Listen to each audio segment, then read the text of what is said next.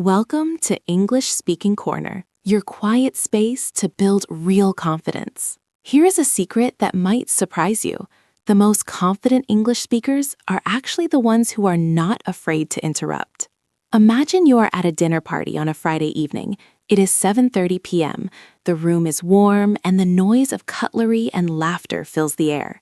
You are sitting with three friends who are speaking English natively. Suddenly, one of them starts telling a funny story about their boss. They are speaking fast, using slang, and waving their hands. Everyone at the table starts laughing at the punchline, except you. You didn't catch it. You feel your stomach tighten. You just smile and nod, hoping no one asks you a question. In that crowded, happy room, you feel completely alone. I know that feeling so well. When I first moved to a shared house in London, I used to do this every single night. My housemates would gather in the kitchen to cook, and the conversation would move so quickly, like a ping pong ball bouncing between them. I was so afraid of looking stupid or slowing them down that I just stayed silent. I wasn't practicing speaking. I was practicing hiding. I would retreat to my room feeling exhausted, not because I had spoken English, but because I had spent an hour pretending to understand. Today, we stop hiding. We are going to learn 3 polite phrases that act as a pause button for any fast conversation, so you never have to fake a smile again. Let's start by talking about that moment of panic. We call it the nod of shame. It is that moment when your brain stops processing the words, but your head keeps moving up and down to pretend everything is fine. Mark, why do we do this? Why is it so hard to just say, "I didn't hear you"? It is fear, plain and simple. We feel like we are guests in the language. We feel that if we stop the flow of conversation, we are being a burden. We think, if I ask them to repeat it, they will think my English is bad, or they will get annoyed. So we choose the safer option, silence. But the problem is, once you do the nod of shame, you have checked out of the conversation. You are no longer listening, you are just waiting for the topic to change. Exactly. And here's the mindset shift I want you to make today. Native speakers actually want you to interrupt them. Think about it. If you are telling a story to a friend and you realize 5 minutes later that they didn't understand a single word, how do you feel? You feel foolish. You feel like you were talking to a wall. Interrupting isn't rude. It's a sign of respect. It shows you care enough about the story to want to understand it fully. That is such a good point. When someone stops me to ask for clarification, I don't think, oh, their English is poor. I think, oh, they are really interested in what I am saying. It actually builds a connection. But you have to do it the right way. You can't just shout stop or look confused. You need a tool. Right. We need a strategy. We're going to build this strategy in 3 steps. Step 1 is what I call the soft break. Step 2 is the laser question. And step 3 is the echo check. Let's look at step 1, the soft break. The soft break is how you stop the momentum of a fast speaker without crashing the conversation. Imagine a car driving fast. You don't want to slam on the emergency brake. You want to tap the brakes gently. You need a phrase that signals, please pause, but does it with kindness. The key here is speed and tone. You have to jump in quickly before the speaker moves to the next sentence. If you wait too long, the moment is gone. The phrase needs to be short. My favorite soft break is simply, "Sorry, just a second." That is a great one. It's casual, it's polite, and it's very common. Sorry, just a second. Listen to the melody. It goes down at the end. It's not a question, it's a gentle command. Sorry, just a second. Another one I use all the time is, "Sorry, can I stop you there?" This one is a bit more direct, but if you say it with a smile, it's perfectly polite. It acknowledges that you are interrupting, but asks for permission. "Sorry, can I stop you there?" And if you're in a more formal situation, maybe at work or with a person you don't know well, you can say, sorry, I missed that last part. This is very effective because it puts the blame on you. You missed it, rather than blaming them for speaking too fast. It's very soft. Let's practice these. I want you to imagine you are listening to that fast story at the dinner party. The speaker is rushing ahead. You need to press the soft break. I will leave a quiet space. I want you to say, "Sorry, just a second," out loud. Ready? Good. Now try the second one. "Sorry, can I stop you there?" And the third one. "Sorry, I missed that last part." Excellent. The physical action is important too. When you say this, you might lean forward slightly or raise your hand just a little bit, like you are catching a ball. This body language tells the speaker, I am still with you, I just need a pause. So you have used the soft brake. You have stopped the car. The speaker has stopped talking and is looking at you. Now what? This is the moment where most students make a mistake. They say, I don't understand. Oh, the dreaded I don't understand. I want you to banish that phrase from your vocabulary in these moments. I don't understand is too heavy. It stops the conversation completely. It makes the speaker feel like they have to start the whole story from the beginning. It feels like work. It really does. It feels like a classroom. Instead, we use step 2, the laser question. A laser is precise. It focuses on one tiny point. You don't want to admit you missed everything. You want to show you missed one specific thing. This proves you were listening to the rest. Exactly. A laser question targets the specific gap in your knowledge. For example, if you missed a word, you ask about the word. If you missed a person's name, you ask about the name. If you missed the time or place, you ask about that. It is surgical. Let's look at some examples. Imagine I am telling you a story about my friend Jack, but you didn't hear who Jack is. A bad response is, I don't understand. A laser question is, sorry, who is Jack? See how much lighter that feels? Sorry, who is Jack? It gives me exactly what I need to answer, and then I can keep going. Or imagine Mark says, we went to the restaurant in the city center, but he mumbled the name of the restaurant. You shouldn't say, what did you say? You should say, sorry, which restaurant was it? That is the key. Which restaurant? Who is Jack? When did that happen? These questions act like signposts. They tell the speaker exactly where you got lost. It makes the speaker feel helpful, not annoying. They think, oh, just the restaurant name? Easy. It was the Bluebird Cafe. And then they continue. There is another type of laser question that is very powerful when the speaker is using a word you don't know. Often we panic when we hear a new vocabulary word. We freeze.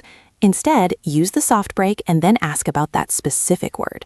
Sorry, just a second. What does exhausted mean? Or even simpler, sorry, what does that word mean? This is a brave question. It shows you are learning. Most native speakers love explaining their own language.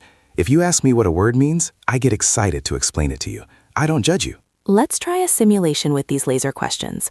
Mark, give me a sentence with a detail that is hard to hear. Okay, I was waiting for the train at Paddington Station, but it was delayed. Imagine you heard train and delayed, but you missed the station name. You press the soft brake. Sorry, just a second. Then the laser question. Which station was it? Perfect. Let's try another one. I ran into my ex-girlfriend Sarah at the grocery store. Imagine you missed the name. You say, sorry, who did you run into? Exactly. You are asking for the specific piece of the puzzle you are missing. This keeps the conversation moving forward rather than dragging it backward. Now, before we move to step 3, I want to take a brief pause. If you are enjoying this calm approach to learning English, if you feel your shoulders relaxing and your confidence growing, please consider subscribing to English Speaking Corner. We release episodes like this every week to help you find your voice without the pressure.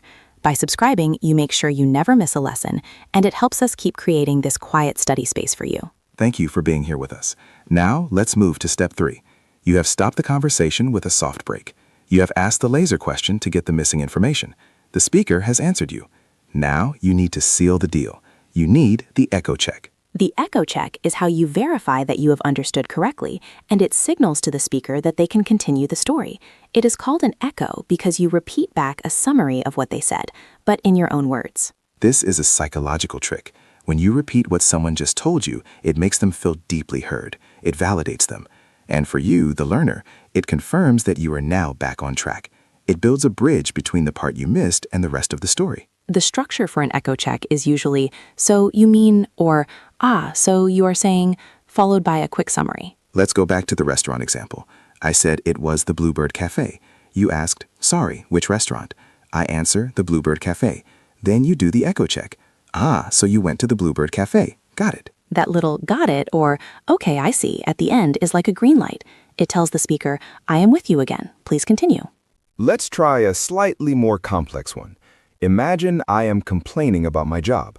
I say, my boss is always making us stay late on Fridays, and it is really eating into my weekend. You might miss the idiom eating into. You use the soft brake. Sorry, just a second. You ask the laser question. What do you mean by eating into? I explain. It means it is taking up my free time. Now, Mark, you do the echo check. Ah, so you have to work late on Fridays and you lose your free time. I understand. Perfect. That summary proves you understood the explanation. It creates a feeling of agreement and empathy. It turns a moment of confusion into a moment of bonding.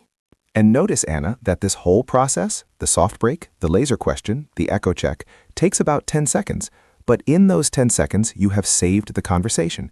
If you hadn't done it, you would still be sitting there nodding, lost and anxious. Exactly. The cost of interrupting is very small. The cost of not interrupting is huge. You lose the connection with your friend. Now we are going to put this all together. We are going to run a simulation. This is the fun part. I am going to tell a short story. I am going to speak naturally, maybe a little fast, maybe a little messy, just like real life. I want you to listen. At some point, the story will get blurry. I will say something ambiguous or use a difficult word. When that happens, I want you to mentally practice the 3 steps. I will jump in first to demonstrate, and then we'll do a second round where you have to jump in. Ready? Here we go. So last weekend, I decided to try that new hiking trail up near the reservoir. I packed my bag, got my boots on, and drove up there. The weather was actually quite precarious when I started. Sorry, can I stop you there? What does precarious mean? Oh, it means it was unstable or likely to get bad. It looked like it was going to rain heavily at any moment. Ah, so the weather looked dangerous or stormy. Got it. Exactly. So I decided to hike anyway. Pause there. Did you see what happened? Mark used a difficult word, precarious. Instead of letting it slide and wondering what the weather was like, I stopped him. Soft break. Sorry, can I stop you there? Laser question. What does precarious mean? He explained. Then echo check. So the weather looked stormy. Got it. Now I have a clear picture in my head. And notice how it didn't ruin my story. Actually, it gave me a chance to add more detail about the rain. It made the story better. Now it is your turn. Mark is going to continue the story. He is going to introduce a new character, but he's going to mumble the name and relationship slightly. I want you to listen, and when you feel confused, I want you to speak out loud. Use the soft break. Sorry, just a second. Then ask the laser question. Who was that? Ready? Okay, continuing on. So I was hiking up this trail, trying to beat the rain, and suddenly I ran into my cousin's neighbor, Mr. Abernathy, who was walking his dog. Pause for you to speak. Did you do it? Did you say, sorry, just a second, who was that? If you did, Mark would say, oh, Mr. Abernathy, he is my cousin's neighbor. And then you would say the echo check, ah, your cousin's neighbor, okay. Let's try one more. This time, focus on a specific action.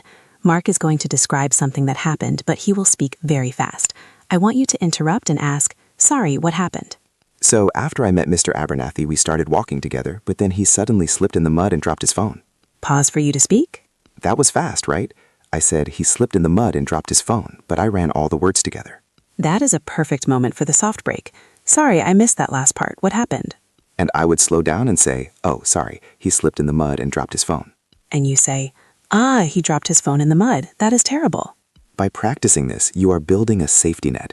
You know that no matter how fast I speak, no matter how many difficult words I use, you have the tools to pause me, clarify, and catch up. You are never helpless. You are in control. This changes everything. It means you can go to that dinner party. You can sit with those native speakers. And when the joke comes and you miss the punchline, you don't have to look at your plate and feel sad.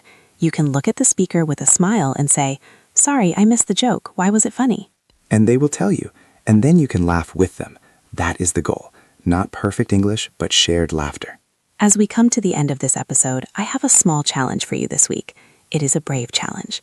I want you to interrupt someone on purpose, even if you understand what they said.